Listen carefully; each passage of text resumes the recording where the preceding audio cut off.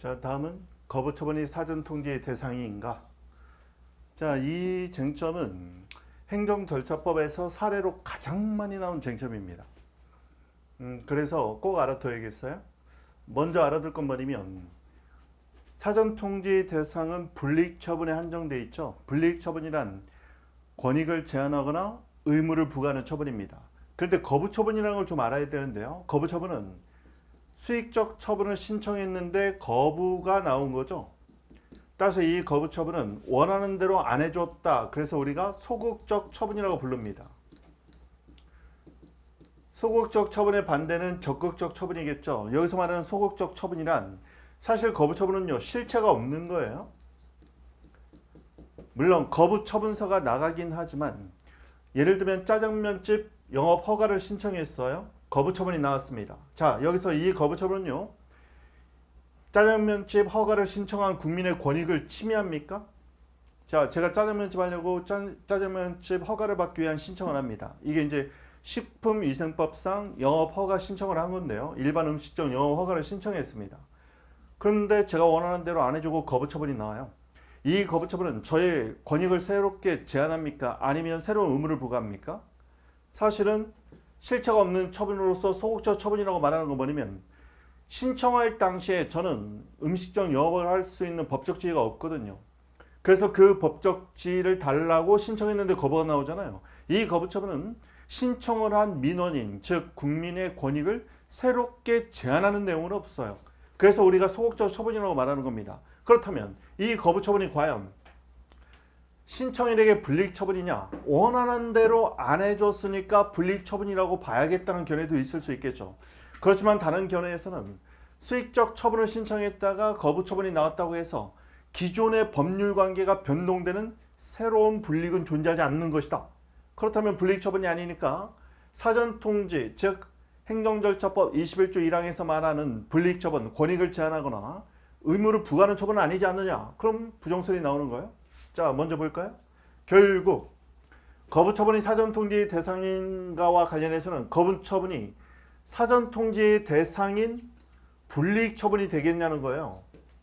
긍정설은 신청에 대한 기대이익이 있고 이 기대이익이 법률상 보호 가치가 있는 이익이라면 이런 거부 처분은 기대이익을 침해하는 불이익 처분 아니냐 이렇게 보는 거죠.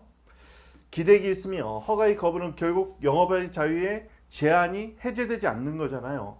그러니까 권익을 제한하는 처분으로 볼 수 있겠다. 그럼 긍정설입니다.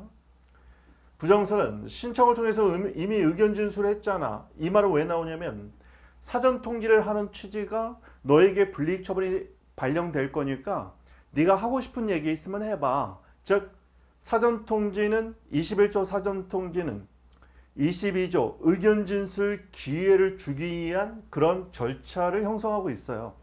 근데 신청 당시에 하고 싶은 의견 진술 다 했잖아. 기회가 이미 부여되어 있는 거 아니야? 그러면 의견 진술을 더 줄 필요가 없으니까 사전 통지할 필요 없어. 이런 말이죠. 그리고 신청으로 아직 권익이 부여되어 있지는 않아요. 따라서 신청에 대한 거부 처분으로 어떤 새로운 권익을 제한하는 그런 침익적 효과는 없다고 보는 견해에 의하면 부정설이 되는 겁니다. 절충설은 원칙과 예를 잘 봐야 돼요. 절충설은 원칙적으로는 사전 통지의 대상이 아니라고 봐요. 왜? 부정설이 말하는 것처럼 새로운 불이익은 없다는 거죠. 그렇지만 예외적으로 허가 갱신 거부 처분은 특별한 사정이 있다면 그때는 사전 통지의 대상이 된다고 보는 견해인데 갱신허가 거부는 우리가 앞에서 허가 파트에서 배웠어요. 자, 봅니다. 갱신 허가 신청에 관해서 갱신 허가는 뺄게요. 거부 처분이 나옵니다. 갱신 허가 신청이 되려면 첫 번째 뭐라고 했어요? 기간이 설정되어 있는데 그 기간이 허가 자체가 아니라 허가 조건의 기한이어야 된다. 두 번째, 허가 기간이 만료되기 전에 신청을 해야 된다. 그러면 허가 자체의 기한이 아니라 허가 조건의 기한이 되기 위해서는 판례는 사업의 성질상 부당히 짧은 기간이면 허가 자체가 아니라 허가 조건의 기한으로 본다고 했죠. 자, 여기서 알 수 있는 건 뭐냐? 보세요. 기존의 허가를 받은 자가 갱신 신청을 합니다. 그런데 갱신 허가를 거부해요. 갱신 허가를 거부하면 기존의 허가자의 법적 지위가 여기서 소멸해버리죠. 일반적 신청과 일반적인 허가 신청과 갱신 허가 신청은 거부 처분의 의미가 전혀 다른 겁니다. 이게 핵심이에요. 무슨 말이냐? 일반적 거부 처분은요, 갱신 허가 거부 처분과 달라요. 뭐가 다르냐? 일반적인 거부 처분은요, 신청 당시 어떤 권익이 존재하지 않습니다. 그런데 갱신 허가 거부 처분은요, 갱신 허가 신청 당시 얘는 허가자의 허가를 받은 자로서 일정한 법적 지위를 갖고 있는 자입니다. 이게 차이예요. 그래서 갱신허가 거부처분은요, 갱신허가 거부처분은 그 허가 갱신이 거부되면 기존의 허가는 소멸합니다. 즉 침익적 처분으로서 권익을 제한하는 의미가 있단 말이죠. 그렇지만 일반적 거부처분은 일반적 신청 당시에는 어떤 권익이 없어요. 따라서 일반적 거부처분이 나왔다고 해서 기존의 법률 관계에 새로운 변동은 없습니다. 즉 금지를 해제받기 위해서 신청을 했어요. 근데 거부가 냈으면 금지 상태가 그냥 계속 유지될 뿐인 거죠. 그래서 이 둘을 비교할 줄 알아야 됩니다. 나중에 보면요, 거부처분에 대한 집행정지에서도 이 논의가 똑같이 나와요. 다시 볼까요? 거부처분과 관련해서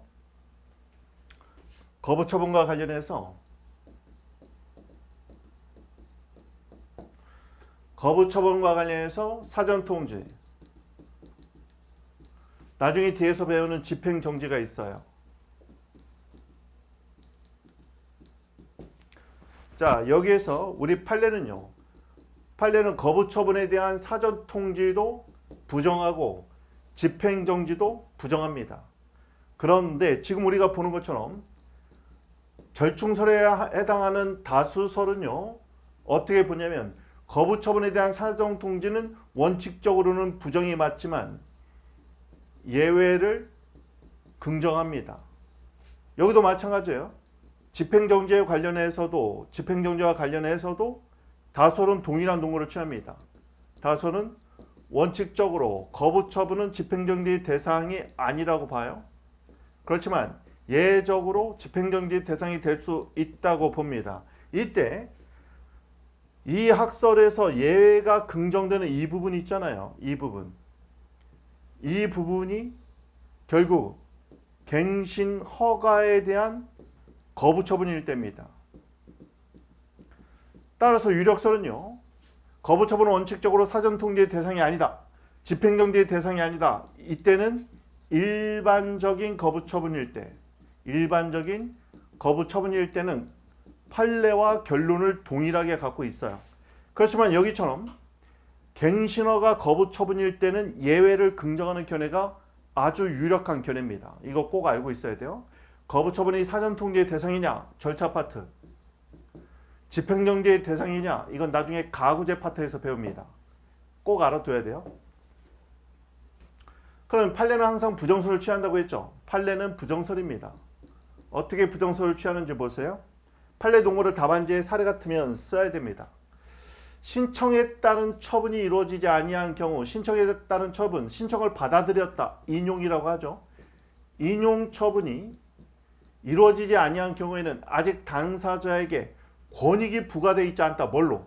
신청만으로는 일정한 권익이 부과되어 있지 않으므로 특별한 사정이 없는 한 신청에 대한 거부처분은 당사자의 권익을 제한하는 처분에 해당되지 않는다. 그렇겠죠.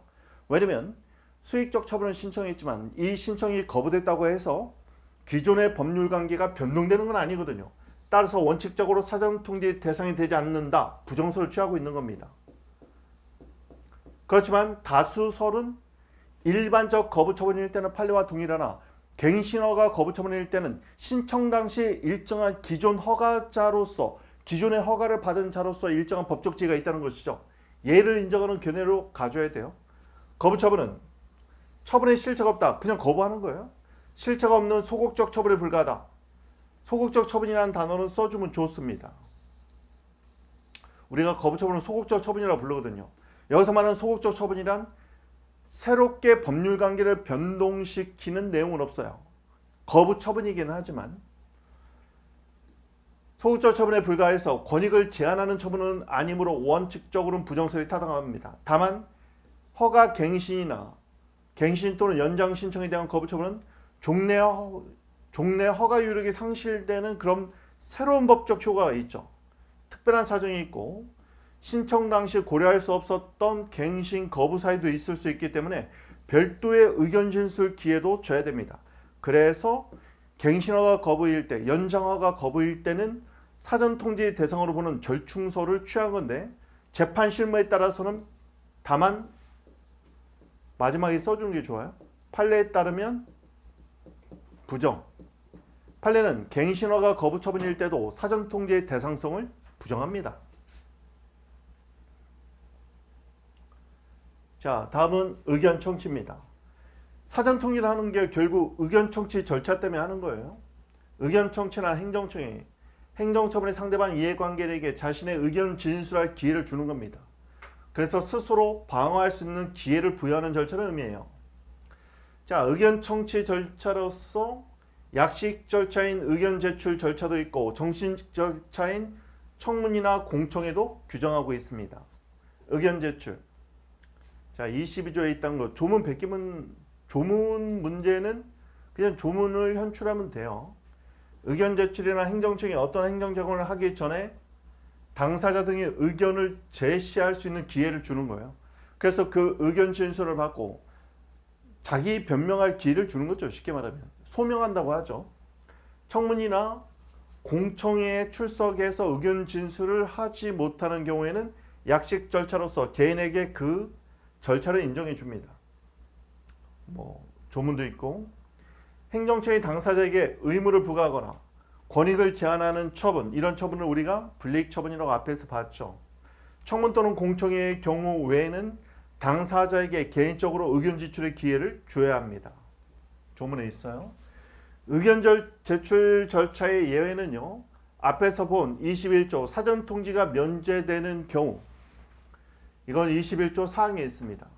그리고 당사자가 의견 진술의 기회를 명백히 포기한다는 뜻을 명백히 표시했으면 의견 청취를 아니할 수 있어요. 다만 이 명백히 표시는 조사 과정에서 범죄 사실의 시인 정도로는 안 됩니다. 판례에 따르면 퇴직연금과 환수 결정은 당사자에게 의무를 부과하는 처분이긴 하나 관련 법령에 따라서 당연히 환수 금액이 법령에 따라 정해진다. 이걸 우리가 법정돼 있다 이렇게 불러요. 그러면 사전 결정에 앞서 당사자의 의견 진술의 기회를 주지 아니하여도 행정절차법 또는 신의칙 위반이 아니다. 왜? 환수 금액이 법으로 정해져 있기 때문에 당사자의 의견 청취한다고 해서 금액이 바뀌거나 그럴 여지가 없다는 겁니다. 처분 여부 또는 처분의 수위 여부에 전혀 영향을 미치지 못한다면 그때는 의견 제출 절차를 거치지 않았다고 해서 절차법 위반 또는 신의취 위반은 아니라는 판례인데요. 아주 특이한 판례죠. 어떻게 보면 의견 청취 절차의 취지를 얘기하는 거예요. 그런 의견 소명을 듣고 나니까 처분을 할지 말지 처분 여부의 결정 또는 처분의 수위라고 하면 보통 양정 얘기하는 거죠. 처분의 강도를 어느 정도 할지. 그런데 법으로 이미 정해져서 처분이 완전 픽스되어 있어. 그냥 고정되어 있어. 의견 진술을 하건 말건 상관없이 법에서 정한 대로 그냥 금액이 딱 떨어지게 돼 있어. 그러면 굳이 의견 진술 절차를 거칠 실익이 없는 거죠. 그런 말입니다. 청문은 청문위원들이 앉아 있고 청문 대상자를 앉혀서 질의응답도 하고 자료 제출도 받고 그런 거죠. 청문이나 행정청이 어떠한 처분을 하기 전에 당사자에게 의견을 직접 듣고 의견도 서로 나눠요.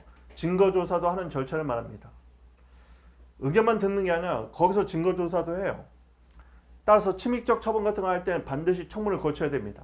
이것도 중요한 이유가 뭐냐면 최근에 행정절차법이 개정되면서 청문 이 부분도 약간 바뀌었어요.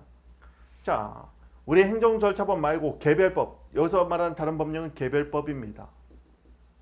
뭐 식품위생법 이런 개별법에서 청문을 하여야 한다 이렇게 규정되어 있을 때 이걸 필요적 청문 또는 의무적 청문이라고 해요. 법에 규정되어 있으면 반드시 해야 됩니다.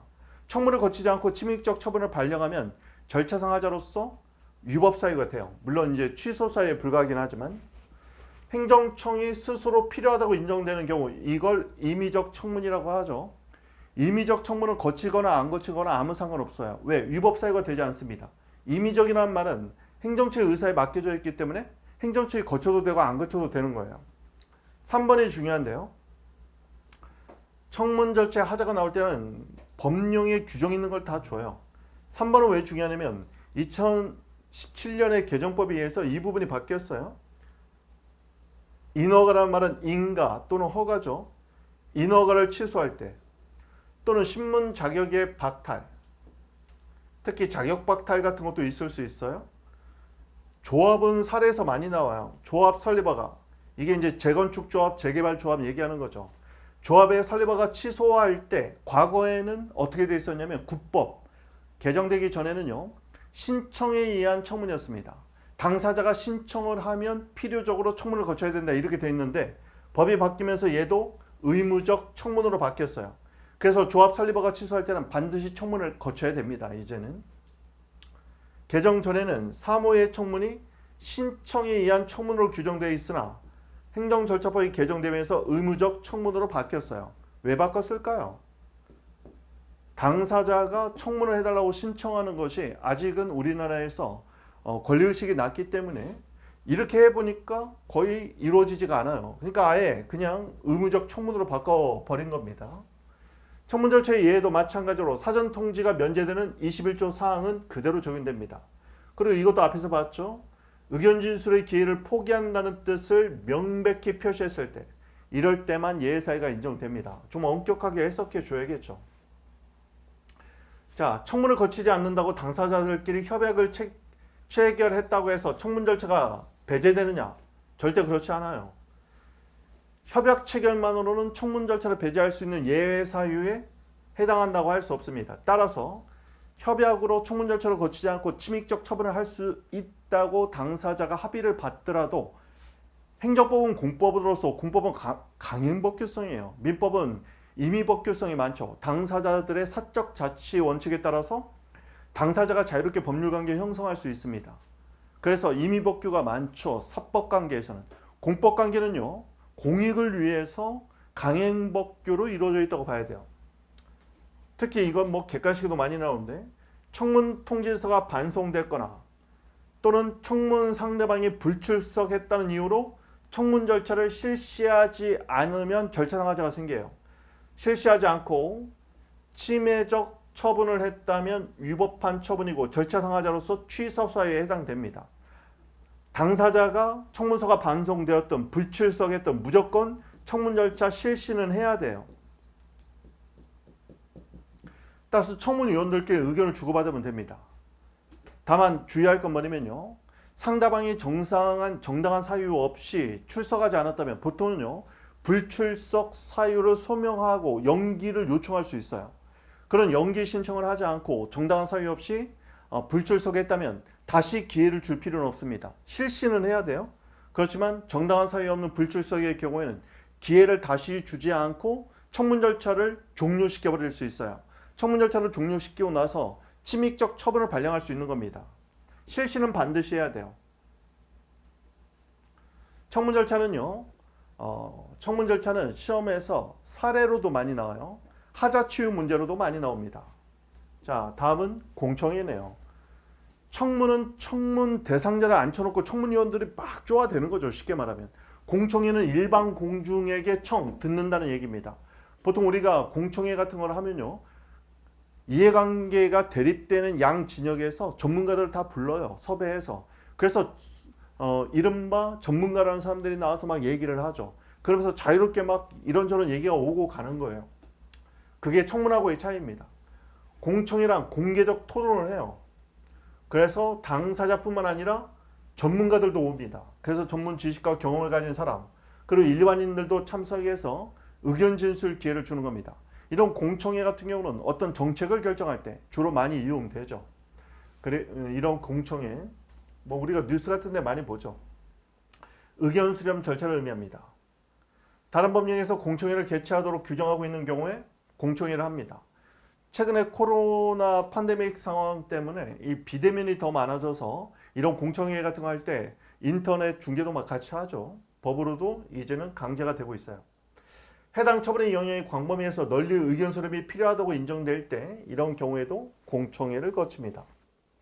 보통 어떤 큰 정책이 바뀔 때, 뭐 우리 코로나 관련해서 실내 마스크 의무를 해제할 때 어떤 식으로 해야 될지 이럴 때도 전문가도 모아놓고 이제 그리고 각 관련 유관기관들의 전문가들, 시민 대표들 막 다들 모여서 공청회를 거쳐 보는 거예요.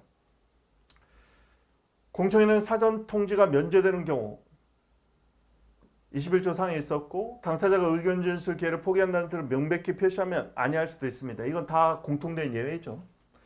자, 그렇다면 의견 청취 절차 예외 사유 다시 한번 볼게요. 22조 사항에 따르면 사전 통지 예외 사유 21조 사항이죠. 해당하는 경우 또는 당사자가 의견 진술 기회를 포기한다는 뜻을 명백히 밝혔을 때 아니할 수 있어요. 자, 여기에 해당되는 21조 사항 각호에 해당되는 경우 의견 진술 기회를 포기를 명백히 했을 때 그러면 21조 사항 이유 한번 볼까요? 특히 이 이유가 시험에서 많이 나올 수 있는데요. 법원의 재판, 준사법 적용, 뭐 재판으로 나와요. 이런 재판 또는 준사법 절차를 거치는 행정기관의 결정 등에 따라 처분의 전제가 되는 사실이 객관적으로 증명될 때 의견 청취 절차를 거치지 않아도 되는데 여기서 핵심은 뭐냐? 의견 청취를 해봤자 의견 청취가 불필요해서 안 해도 되는 예외 사유로 규정했는데 이때의 불필요란 뭐냐? 핵심 키워드를 기억해야 돼요. 의견 청취를 해봤자 불필요한 경우는 해봤자 처분을 할지 여부 또는 처분을 할 때 그 수위를 어느 정도 침입적 처분을 발령할지 영업정지를 6개월일지 1개월일지 그런 처분 여부나 수위 결정에 영향을 미치지 못한다면 의견 청취가 불필요한 걸로 봅니다. 따라서 의견 청취해봤자 발령될 처분은 이미 고정되어 있는 거야. 만약에 법원의 재판을 통해서 처분의 전제 사실이 일부만 객관적으로 증명됐다 한다면 의견 청취에 따라서 재량 처분의 수위가 낮아질 수 있다. 그때는 면제가 안 되는 거예요. 처분 여부나 처분의 수위가 달라질 수 있다면 예외 사유에 해당되지 않기 때문에 이럴 때는 반드시 의견 청취 거쳐야 됩니다. 그 논리적 전제는 처분이 재량행위일 때겠죠. 처분이 재량행위일 때일 겁니다. 왜냐면 여기서 처분 여부나 처분의 수위 여부는 처분 여부 이게 뭐예요? 이게 결정 재량 앞에서 배웠어요. 처분의 수위 여부는 선택 재량이겠죠. 이런 재량행위가 있을 때 의견 청취에 따라서 처분의 수위 여부가 달라질 수 있다는 얘기입니다. 그럴 때만 의견 청취의 필요성이 인정되는 거고 처분의 전제 사실이 법원의 재판 등에 의해서 객관적으로 증명이 됐어. 그래서 의견 청취를 해봤자 처분의 수위 여부나 처분 여부 또는 처분의 수위 여부가 달라지지 않아. 그러면 의견 청취가 불필요하니까 이때는 의견 청취 절차를 생략할 수 있다는 겁니다. 다음 3호. 처분의 성질상 의견 청취가 현저히 곤란하거나 명백히 불필요하다고 인정할 만한 상당한 이유가 있는 경우 이때도 의견 청취 절차 예외 사유인데 판례에 따르면 처분의 상대방이 행정청의 위반 사실을 이미 시인했어. 그리고 사전 통지를 하기 이전에 이미 의견 진술할 기회가 있었어. 이것만으로는 이 면제 사유에 해당되지 않는다고 봅니다. 있었다는 사정을 고려해서 판단할 것은 아니다. 즉 이미 위반 사실을 시인했거나 사전 통지 이전에 의견 진술 기회가 있다는 것만으로 사전 통지 및 의견 진술 기회를 배제할 사유로 볼 수는 없다는 게 판례인 겁니다. 이것도 알아둬야 돼요. 앞에 거는 입법고시에 기출됐고 얘는 각종 로스쿨 모의고사, 전국 모의고사에서 출제가 되고 있어요.